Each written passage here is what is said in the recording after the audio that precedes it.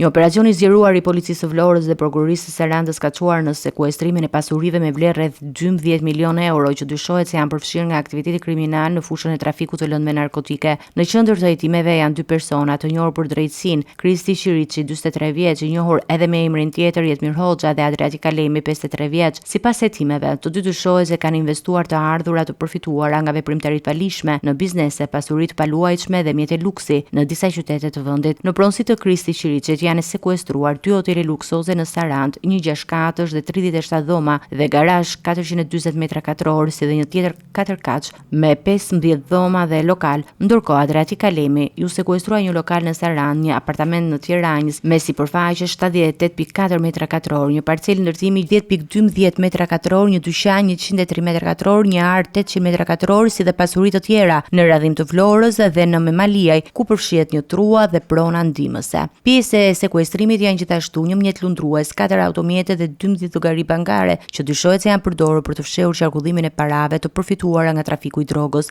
Hetimet janë kryer nga specialistët e seksionit për hetimin e krimit ekonomik e financiar në drejtorinë e policisë së Vlorës në bashkëpunim me prokurinë e Sarandës me akuzën e pastrimit të produkteve të veprës penale ose veprimtarisë kriminale. Burimet nga grupi hetimor bëjnë të ditur se ndaj dy të dyshuarve ka pasur indikacione për transferim të fondeve jashtë vendit, ndërsa pjesë e hetimeve është verifikimi i lidhjeve të tyre me rrjetet të trafikut ndërkombëtar të narkotikëve. Vendimi për sekuestrimin e pasurive është miratuar nga gjykata e shkallës së parë e Sarandës dhe më pas është lënë në fuqi nga gjykata e apelit, duke konfirmuar besueshmërinë e provave të paraqitura nga prokuroria. Autoritetet theksojnë se hetimet do të vinë me qëllim konfiskimin përfundimtar të pasurive nëse vërtetohet origjina e tyre kriminale, si pjesë e luftës kundër pastrimit të parave dhe goditjes së ekonomisë së krimit.